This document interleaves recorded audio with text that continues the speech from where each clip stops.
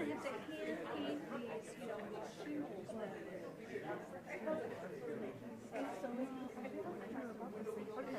Oh, are you? We gotta go that way. see, and I love that stuff. I will, yeah, and I'm ready to do it today. Yeah, bring on. Oh, that's not true. I'm not quite ready for it again. Yeah.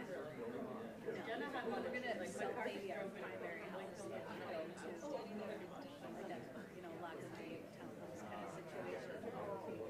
But you know, just so you don't have to have the other people take care of all the shit. Yeah.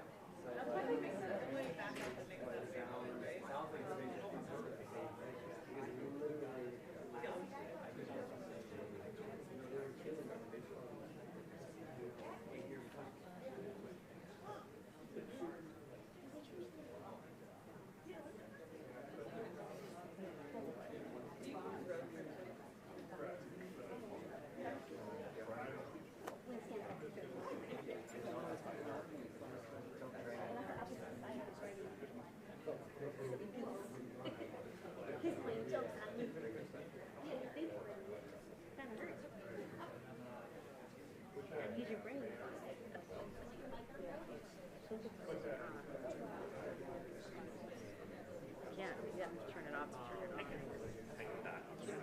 Yes.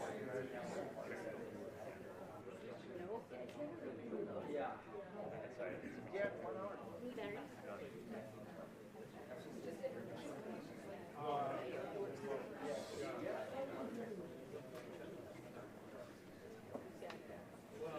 Thank you. Well, that makes sense. Yeah, maybe all 3 hours. My parents were like, I wonder why. And then I talked to the guy out. I was like, it does. And I just thought, yeah, I keep coming out with the fire. And certain people like, what stronger, you know, I'm talking about her. I feel like,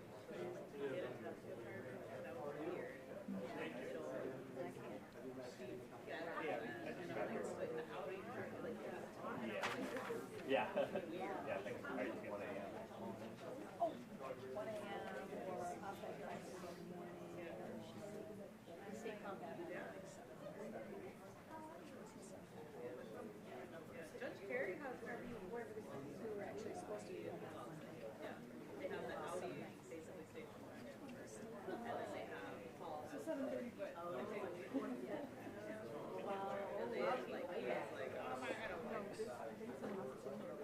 Oh, no, you're good. I think this seat is open. Should have us. Yeah. Of course. I'm Katie. I feel like we met briefly when we did from the Minnesota. Oh, yeah. Yes. Yes. Nice to have you. I was probably there. Yeah, I'm with us. With SOS, right? Yes. Yeah. You got it. This would be great. Tell me who wrote the report again. What was her name? Sharon. How is she doing? She's good. Good. Is she still with you guys? She's like very, very good. Okay. Did she get legally bound? She got married? Yes. She did. Okay, because I know she got engaged. Yeah. Good. Did a great wedding. And, Oh, nice. We're going to start in a couple minutes. Just a quick reminder to silence these bad boys. Jim, you're ready with great. Everyone else ready? All right, I'm going to come out with a whole slew of people in just a minute. I'm Dennis, by the way, in case anyone cares. But you won't hear me talking. So, ironic.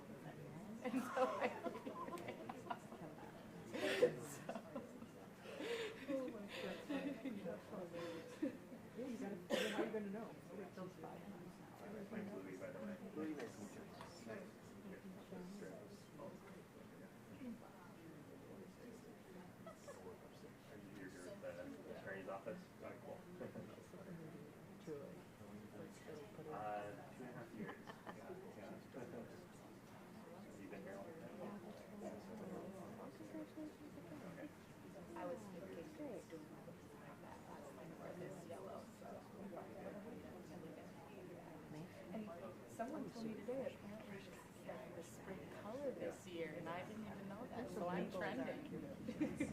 Yeah, on Instagram, I feel like when I went on leave, it was like part-time hours, everything came back and then all of a sudden, I don't even know more than I got moved over just kind of. I'm in a bigger role. You don't use social media.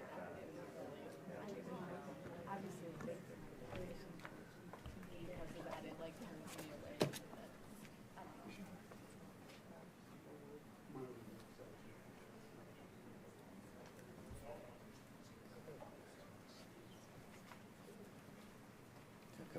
Come on closer.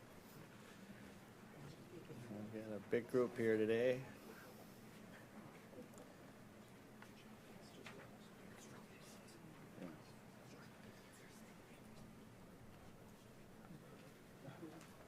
All right, so let's get started. Good afternoon, everybody. I am just really pleased to be here today.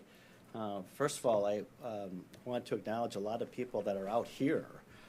Just the great men and women and people of my office and sexual offense services, the work in the county, who have done really a lot of the work that we'll be talking about here today. But I am just so grateful to see all of you, and I'll talk more specifically about some of that work, but also too to have behind me our elected officials, Commissioner Tara Jebin Singh and Board Chair Commissioner Rafael Ortega, and all of the police chiefs here in Ramsey County. One of the things that I think that we do really well here in this county is that we have come to the place where we recognize that collaboration and working together and putting aside, if there are ever differences, to focus on that big picture, which is to get better outcomes for our public, and of course to serve as best as we can those who have been hurt by a sexual assault.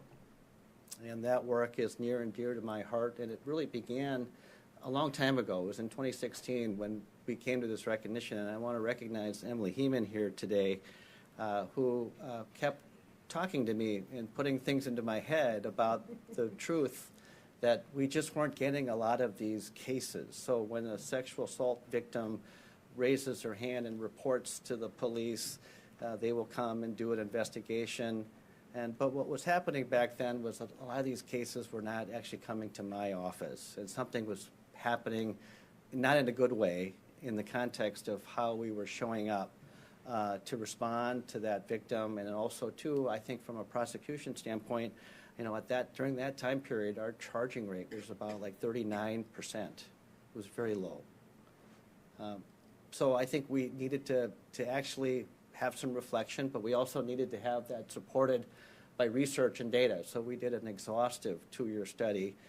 We also said that we wanted to be a Start by Believing community and start this conversation with our community about how we respond and support victims of sexual assault. And Karen Long, who isn't in our office anymore, but was the person who led that research, and she came up with a lot of great data and conclusions about what we could be doing better. And I want to just express my gratitude to the law enforcement agencies that are here today, our county board at that time, who stepped up, and we made changes. We invested in more investigators. We figured out ways to allocate resources. We got more community advocates working in our court system, and more importantly, working with the police, right, at the time of an interview, an investigation. All of those things have made a difference. And I want to give special credit to Karen Kugler, who is here today, who I had a chance to visit with earlier this morning. But her dedication to help convene our investigative work group on a very regular basis, but be that person, that point person, to be the one to work with the investigators to charge those cases. And through all of that collaboration, a lot of the things that we said that we would accomplish back in 2019, and it'll be a part of your press packet, you'll see that we've actually accomplished those things, and we're making progress. And this work is a lot like a marathon that doesn't have a finish line. We just keep at it, and we're committed to continuous improvement. We're committed to continuous collaboration, working with all of the various partners here today. And so it's my honor to be able to start off this press event with these opening remarks. And so I'll turn it over next to our Police Chief Chief Axel Henry in St. Paul. Sorry. So, yes, Chief Henry, please. Yeah. Well, thank you so much. I appreciate the opportunity to speak to you real quickly. As you'll look around here, you'll see a lot of different uniforms and certainly a bunch of different patches. What I think is important to note is that the mission is the same. In this county, if a St. Paul victim presents to a Roseville officer or a Moundsville officer or a Ramsey County Sheriff's deputy, they are not going to be turned away. We don't do that here. We will help. We understand that when someone raises their hand and says, I'm in trouble, I've experienced something traumatic, that we are going to step up and help them, and we are committed to that. It's really important that we all look at systems. So whether that's a 911 call or a nurse calls us, however that crime presents itself to us, we always have to remember, and we're committed to that, particularly in law enforcement, because our piece can be a little clunky sometimes, that that victim has got a long path to take. And they are going to have, even if the investigation goes perfectly, they're going to be testifying to these things, and they're going to be living with these issues for a very, very long time. We recognize here in Ramsey County a really important piece of that. Advocacy is a key component to the success. But once advocacy gets plugged in, that piece travels with that person. So that helps that process go all the way through. And I really applaud the Ramsey County Attorney and all the agencies that work here and everyone who's a part of that process, because I think we figured out something really important here in Ramsey County. And that is that regardless of the agencies we work for, that even when things go perfectly, we need to continue to focus on it. We need to continue to examine it. We need to review it and say, that perfect process in 2025 might not be perfect anymore in 26. And every individual victim has an individual need and what they deserve.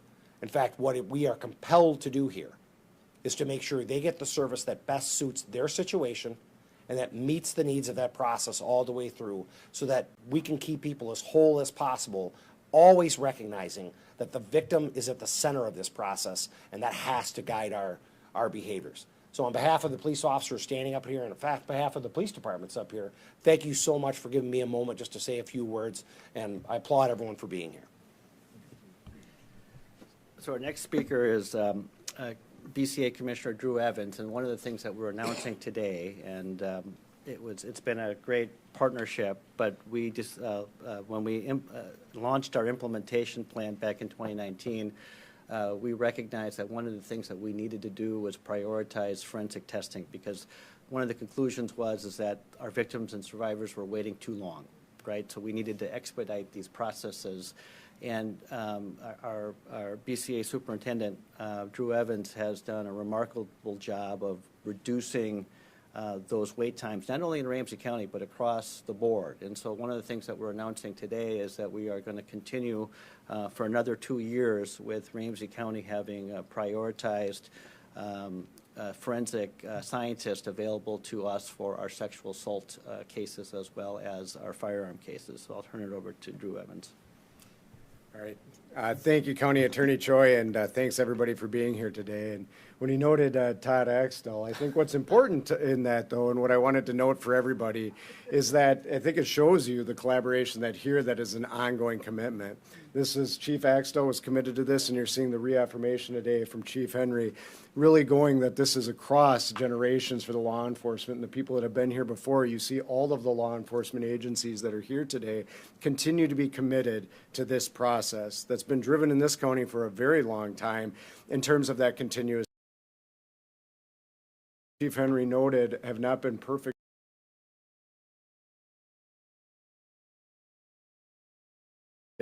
to talk about and how to continue to do that to get the outcomes that our victim survivors are looking for in these cases each and every day, and that we are here to support them as they go through that process, to be alongside them as they go through their journey and have to experience that horrific experience that they went through, and that we are doing everything to backstop those individuals and be there for them.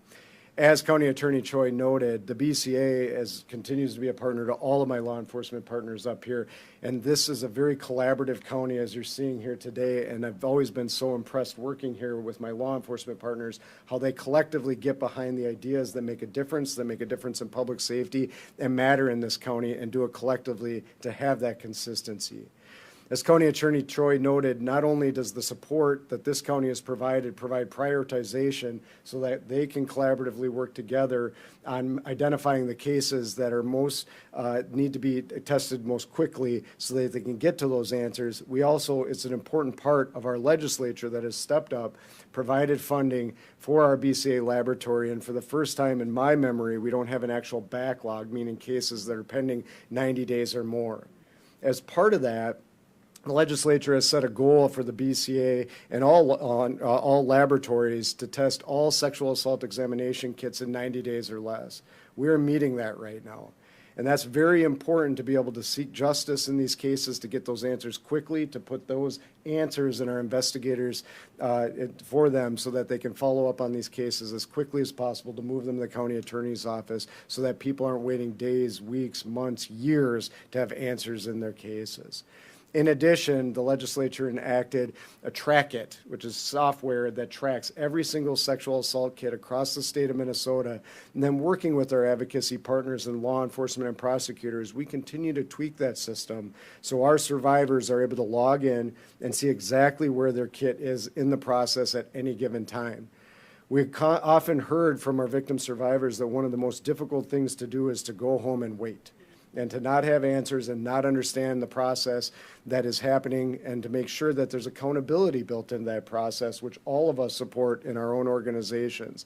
And so that software has been implemented. It's statewide with hospitals, prosecutors, law enforcement, and everybody has collectively jumped in to make that program a success. And so this continued support will put us in a position to continue to keep those times in an acceptable time range, and we will continue to advocate and fight to ensure that everybody provides the proper resources, our state legislature, to make sure that we keep those times to provide them the answers that they need to know. So thank you for having me today, and thank you for allowing me to be a part of this collaboration to partner with all of my partners every single day across Minnesota. Thank you, Superintendent. And next we have our Public Health Director, who is relatively new, and I'm just so excited to have her as a part of this work, because she has already impressed me with her just excitement and knowledge about wanting to move these types of issues forward. And also our County Manager, Ling Becker, who has been an important champion in this work. So I'm going to turn over to Amy, our new Public Health Director. Well, thank you so much. So while sexual violence is often seen as a public safety issue, it's also a public health issue. So St. Paul Ramsey County Public Health, through our SOS Sexual Violence Services, is a frontline responder for victims of sexual violence in Ramsey County. We provide free, confidential 24/7 advocacy and support to victims of sexual violence, which includes a 24-hour crisis line, medical advocacy during an exam or medical care, counseling and support groups, referrals for help with legal and financial issues. In 2024, SOS provided culturally relevant support for 886 clients in 1 year, the highest number in the past 5 years. One of public health's principles is that we bring our work is a focus on trauma-informed care. We know that trauma can have huge impacts for people, from the ability of a victim to remember details, reluctance to discuss the trauma, to adverse physical and mental health conditions that can last a lifetime. So on behalf of St. Paul Ramsey County Public Health, I want to thank our law enforcement, our healthcare partners for recommitting to trauma-informed care with our memorandum of understanding that was signed today. So working together, we can help advance healing and achieve justice by meeting clients' needs in a safe, collaborative, and compassionate manner. By avoiding practices that re-traumatize people seeking help, and by building on the strengths and resilience of clients. One example of how we're incorporating this trauma-informed process is in our work is a new reporting option for victims of sexual assault called On My Terms. SOS launched On My Terms in 2022, and it's as a pilot program in collaboration with St. Paul Police Department. This initiative offers victims the option to report directly to an advocate and decide how far they want the report to go in the criminal justice system, including opting out of a formal investigation.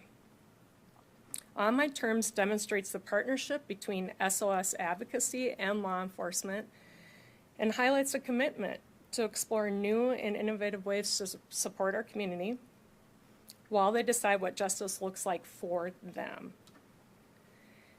It is through sustained multidiscipline and collaborative efforts like this and all the elements in this memorandum of understanding that we're re-signing today that we can all be more responsive to our victims' needs and healing and prevent future sexual violence in our communities.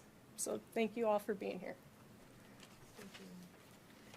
And as Amy referenced, this recommitment in this memorandum of understanding, all of that will be available in your press packet. I believe Dennis will make sure that all of you get a copy of that to talk about the specific things that we're recommitting to.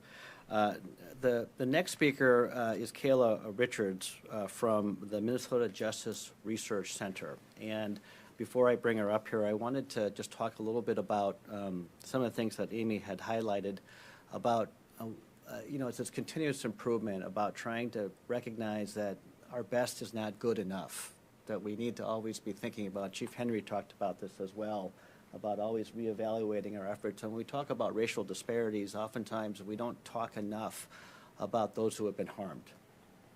And so we know that we have racial disparities and the victimization of many crimes, including sexual assault, but we also know that if our responses are not culturally specific and we're not attuned to different communities and their needs, what we need to do around and safety for everybody in our community. And so as a part of the work that we have done, we're always looking at ourselves about how can we improve. And one of the things that we recognize is that we should really take a deep dive into understanding the experiences of our victims from various backgrounds and then learning from that. Because I think oftentimes we can learn by those who are most impacted by harm and crime for us to do a better job. And so we curated and hired the Minnesota Justice Research Center to do an independent qualitative research project that could help inform our work forward. And Kayla's going to talk about some of that work, but because of it, we're also, the second part of what we're announcing today is that we'll be utilizing our civil asset forfeiture account to move $40,000 to dedicate to the next 2 years of training around this issue for investigators, for prosecutors, for community advocates, and then to do some engagement with our community so that we're always connected to those who are most harmed by crime. So with that, I'm going to bring up Kayla next. All right. Good afternoon. How is everyone? What a beautiful day to be talking about an issue that is of such importance. My name is Kayla Richards, Minnesota Justice Research Center. We are a small, nonpartisan nonprofit, really dedicated to change to our current criminal legal system, and we do that through rigorous research.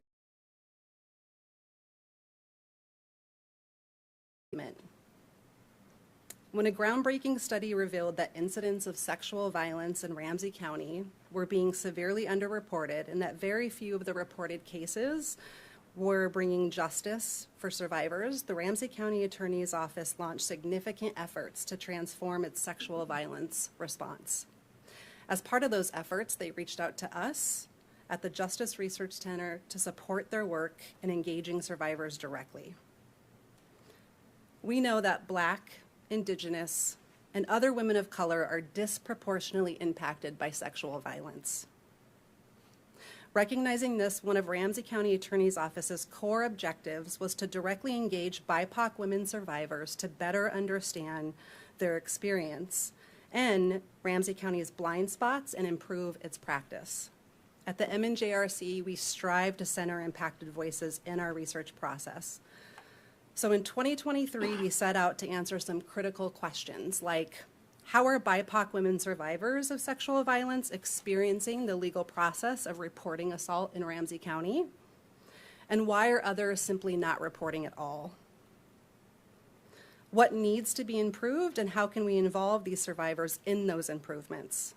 We engaged in months of community trust building and held carefully designed focus groups and interviews with survivors to understand systemic patterns and unmet needs. Clear themes emerged from our work, including how factors like trust, power dynamics, and identity impact participants' experiences of reporting their assault.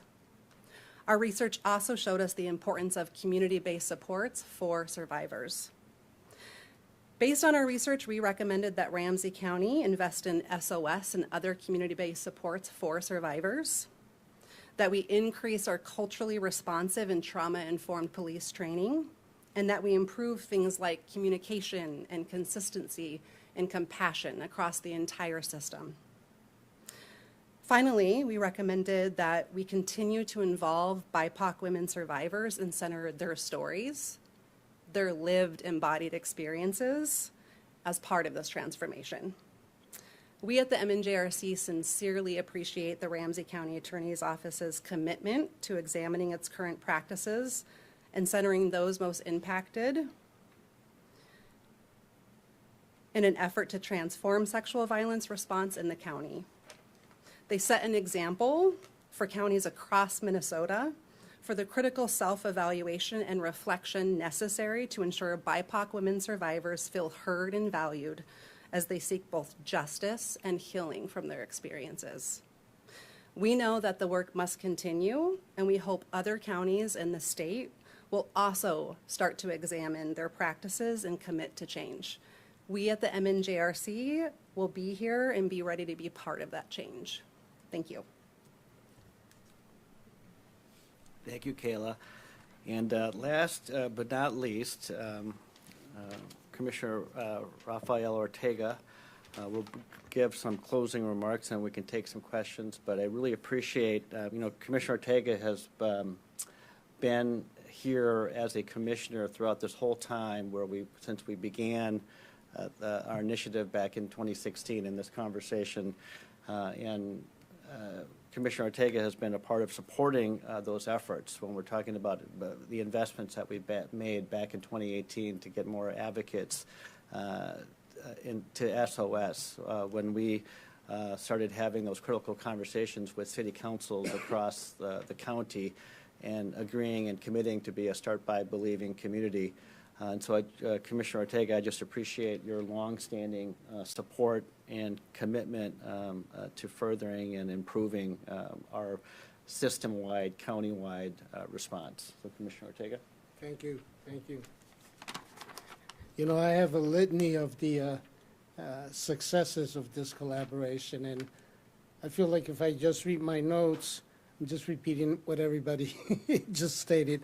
But I got to tell you, this all started back in 2016 with simply saying, start by believing. And that was the seed. And under John's leadership, we're here today. This collaboration is really impressive. When I think back in 2016 and think about how Ramsey County was just acting alone. There was no connection to all of these people here. And to see that we're all together, lifting each other to do this work, it's just impressive. And it's so important. And on behalf of the Ramsey County Board, I just want to say we are truly committed to this effort. We are going to continue this. And under John's leadership, past, present, and into the future, I have no doubts. To be quite honest with you, John has lifted a burden from us because I expect him to get it done. And I expect him to carry the torch to make sure that we provide the services that people need. And this is very much a social justice issue. This is a racial issue. We need to make sure that we take care of our community. And so I just want to say thank you, John, for your leadership. It would not have happened without you. And thank you, my friend. Thank you. Well, Commissioner Ortega, those were not in your notes. No. And These are the notes they gave me, and not a word. but truly, though, it is not about one person, and it really is an effort. And I look at this audience here. What I see is just really dedicated human beings and professionals who know that we just always need to be doing better around serving those who have been harmed by sexual assault and bringing perpetrators to justice. And none of this work could have been done without true collaboration. It's not about the credit. It's really about focusing on what we're supposed to do as public servants, which is to get the job done. To get the job done for the people that have been harmed, to get the job done to ensure that we have safety and justice in our community. And again, I'm so grateful to the chiefs and their agencies and these investigators that are producing better cases. In fact, and the BCA who's sped up the testing, but you'll have in your packet, you'll see this chart here, but like I mentioned before, we had a 39% charge rate back in 2018, and today, 2024, thanks to the great work of our prosecutors, and it's not just Karen, because Karen might charge those cases, but then we've got people who have to actually try these cases, and these cases are hard, very hard. And so I'm just so grateful to the staff here who take on those cases and do that work. And so it's a true collaboration with all of this work. So in last year, we had a charge rate of 64%, so which is really makes me feel good because I feel like that's normal. That's what it should be for this type of case. So with that, I think we can all take questions if anybody has any.